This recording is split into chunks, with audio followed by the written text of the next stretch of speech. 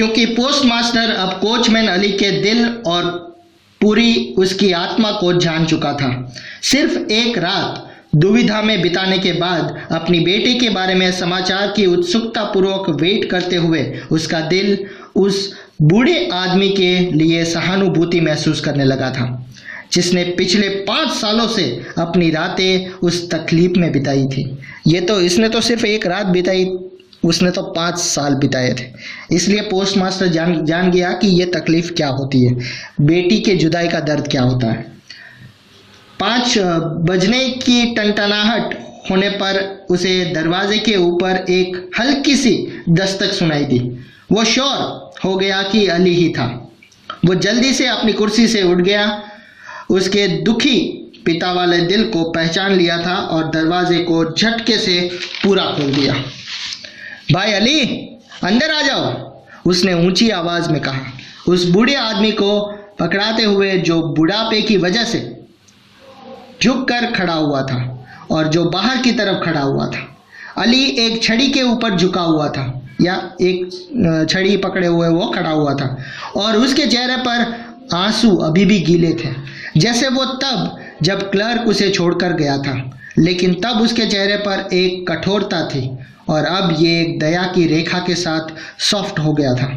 उसने अपनी आंखों को ऊपर उठाई और उसमें इतनी अलौकिक रोशनी थी कि पोस्टमास्टर डरकर और हैरानी से भरकर पीछे को सिकुड़ गया।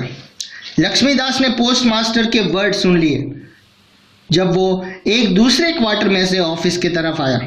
सर, वो कौन था? बूढ़ा अली?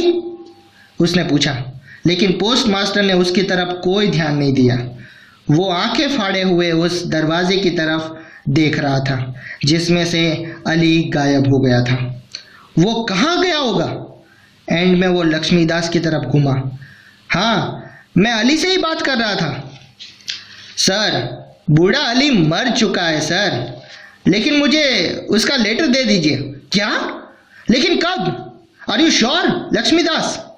हाँ सर, बिल्कुल। एक पोस्टमैन ने बीच में से बात काटते हुए कहा, जो अभी अभी वहां आया था। अली 3 महीने पहले ही मर गया था सर। पोस्टमास्टर तो हक्का बक्का रह गया। मरियम का लेटर अब भी दरवाजे के नजदीक पड़ा हुआ था। अली की शक्ल अब भी उसकी आंखों के सामने ही थी। उसने लक्ष्मीदास की लास्ट मुलाकात को ध्यान से सुना, लेकिन वो अब भी दरवाजे पर दस्तक और अली की आंखों में आंसुओं वाली हकीकत पर डाउट नहीं कर सकता था। वो उलझन में पड़ा हुआ था। क्या उसने सचमुच अली को ही देखा था? क्या उसकी इमेजिनेशन ने उसे धोखा दिया था? या क्या वो शायद लक्ष्मीदास था? हर दिन का रूटीन शुरू हो गया। क्लर्क लेटर्स पर लिखे एड्रेसेस को पढ़ता गया। पुलिस कमिश्नर, सुपरिटेंडेंट, लाइब्रेरियन, और फिर लेटर्स को उछालकर अलग अलग करता गया।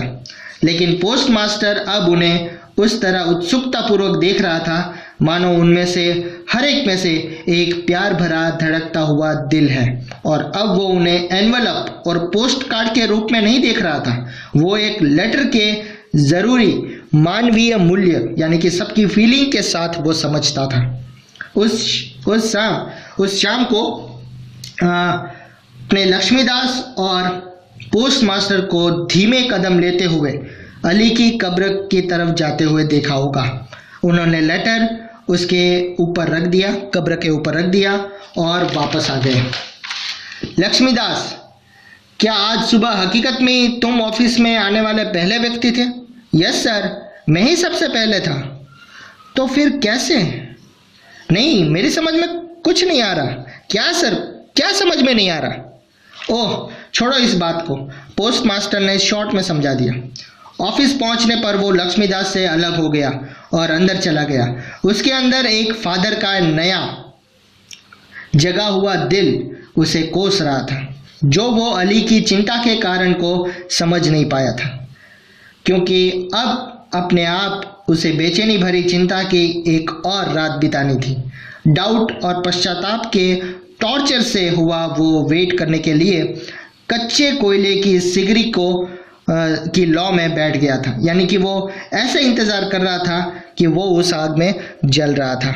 सो स्टूडेंट, ये थी आपकी fiction the letter. I hope आपको पसंद आया होगा, और स्नेह एजुकेशन को लाइक, शेयर और सब्सक्राइब और कमेंट करना बिल्कुल मत भूलिएगा। Thank you so much.